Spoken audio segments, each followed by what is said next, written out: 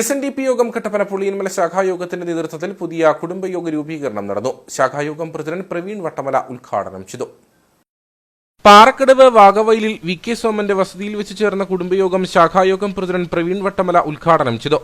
ഭൂപ്രകൃതിയുടെയും ആളുകളുടെ എണ്ണത്തിന്റെയൊക്കെ അടിസ്ഥാനത്തിൽ പ്രവർത്തനങ്ങളുടെയൊക്കെ അടിസ്ഥാനത്തിൽ സഹായയോഗങ്ങളുടെ രൂപീകരണവും അതോടൊപ്പം തന്നെ പോഷക സംഘടനകളുടെയൊക്കെ രൂപീകരണം പലപ്പോഴായിട്ട് നടക്കാറുണ്ട്.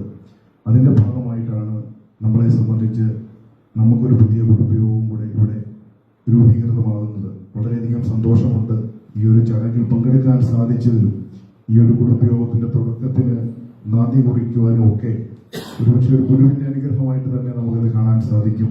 കുടുംബയോഗം ചെയർമാൻ ശ്രീജിത്ത് സോമൻ അധ്യക്ഷനായിരുന്നു. യോഗത്തിൽ വെച്ച് TK മാധവൻ ഫോട്ടോ അനാച്ഛാദനം മുൻ പ്രസിഡന്റ് PB വിജയൻ നിർവഹിച്ചു.